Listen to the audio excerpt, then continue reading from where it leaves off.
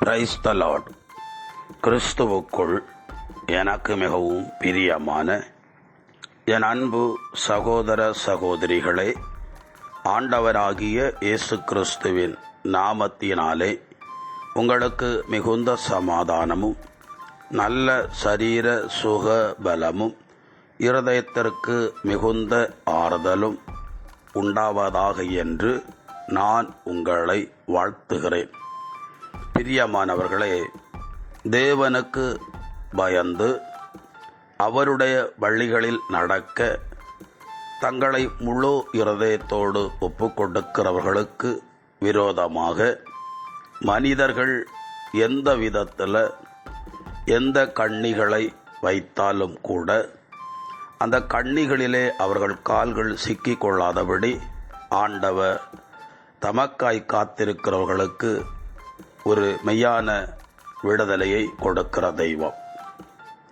தானியேல் Babylon தேசத்தில் கர்த்தருடைய கிருபையினாலே உயர்ந்த ஸ்தானத்திலே அமர்ந்திருந்தான்.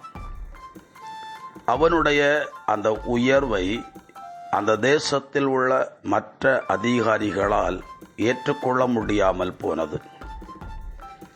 ஆகவே தானியேலுக்கு எதிராக தந்திரமான ஒரு திட்டத்தை செயல்படுத்த தீவிரப்பட்டார்கள்.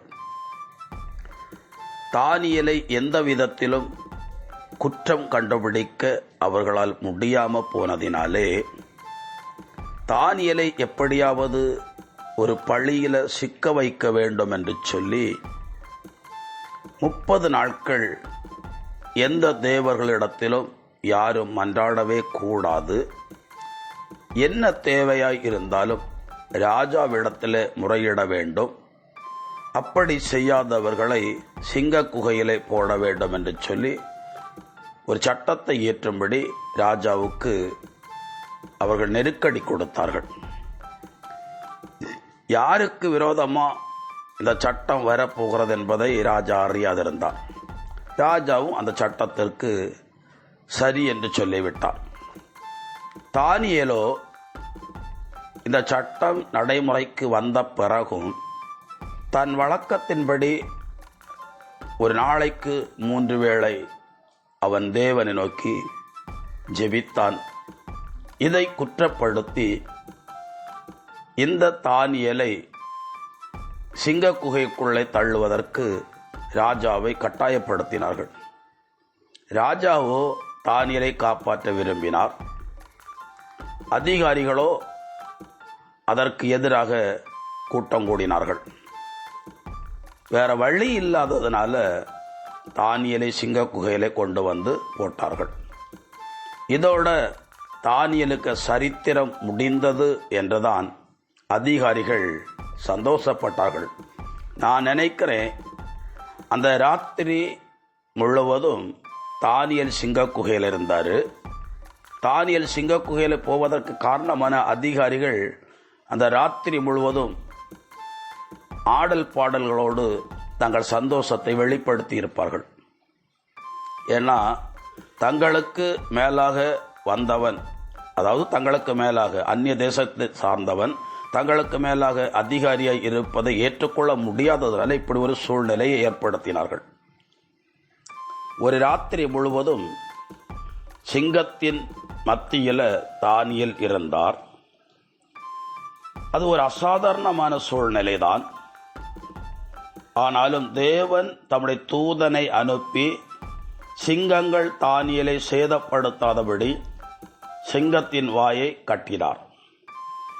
இது எதுவுமே அறியாத ராஜாவும் அதிகாலையில் வந்து துயர குரலோடு கூட, நீ இடைவிடாமல் ஆராதிக்கிற தேவன் சிங்கத்தின் வாயினின்று உம்மை தப்புவிக்க வல்லவராய் இருந்தாரா என்று கேட்கிறார்.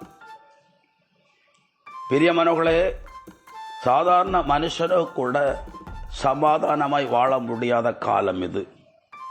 நிம்மதியா எந்த காரியத்தையும் செய்ய முடியாத காலம் இது.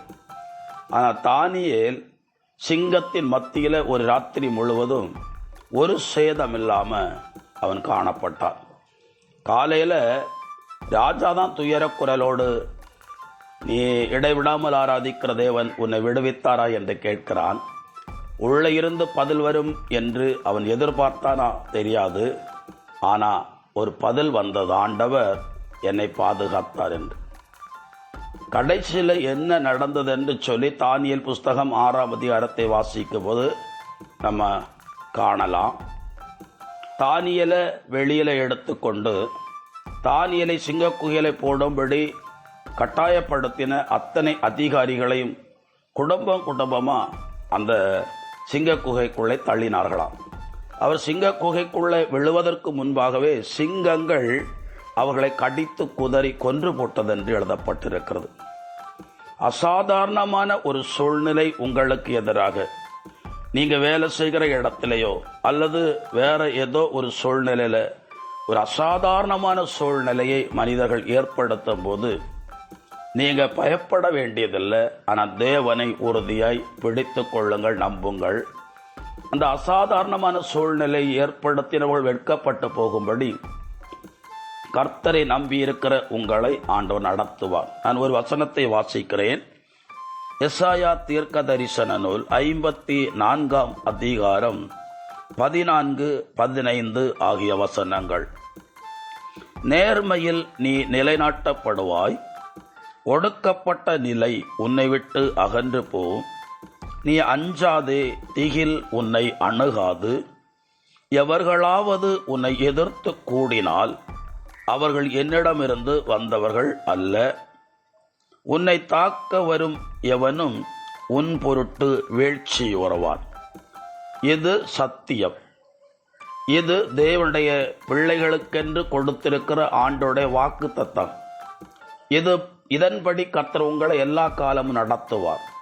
நீங்கள் மனுஷருக்கு பயப்பட வேண்டியதில்லை, அதிகாரிகளுக்கும் பயப்பட வேண்டியதில்லை. உங்களிடத்தில் உண்மை இருக்கும் என்றால், நேர்மை இருக்கும் என்றால், துரைத்தனங்களுக்கும் அநியாயங்களுக்கும் அக்கிரமம் செய்கிற மனுஷர்களுக்கும் உங்களுக்கு எதிராய் சற்பனையான, அதாவது பொல்லாத திட்டம் மிடுகிறவர்களுக்கும் நீங்கள் பயப்பட வேண்டியதில்லை. கர்த்தர் உங்களுக்கு எல்லா விதத்திலும் சமாதானத்தை தந்து சத்துருக்கள் வெட்கப்பட்டு போகும்படி, உங்களுக்கு எதிராக ஆட்களை சேர்த்து கொண்டவர்கள் வெட்கப்பட்டு போகும்படி கர்த்தர் உங்களை இருக்கிற இடத்துல உயர்த்துவது நிச்சயம். ஒப்பு கொடுப்போம். எங்களை அதிகமாய் நேசிக்கிற எங்கள் அன்பின் பரலோக பிதாவே, இந்த இறை வார்த்தைகளை கேட்கிற ஒவ்வொருவரையும் கர்த்தராகிய தேவன் தம்முடைய நீதியின் கரத்தினாலே இதுவரைக்கும் தாங்கினது போல இன்னும் தாங்கி நடத்துவீராக. எந்த இடத்திலானாலும் இவர்கள் வெட்கப்பட்டு போகாதபடி, இவர்கள் வெட்கப்பட்டு போகும்படி மனுஷர்கள் எந்த தந்திர உபாயங்களை அவர்கள் ஏற்படுத்தினாலும் அது வாய்க்காமல் போக நான் ஜெபிக்கிறேன். நீதிமான் பனையைப் போல செழித்து லீபனோனில் உள்ள கேதுருவைப் போல் வளருவான் என்று வாக்கு பண்ணின பிரகாரம் இவர்களை உங்கள் சந்ததிகளை கர்த்தர் இருக்கிற இடங்களில் ஆசீர்வாதமாய் உயர்த்துவீராக, வைப்பீராக. இயேசு கிறிஸ்து பெயரால் ஜெபிக்கிறேன். ஜெபங்கேளும் ஜீவனுள்ள நல்ல பிதாவே, ஆமென். God bless you. சமாதானம்.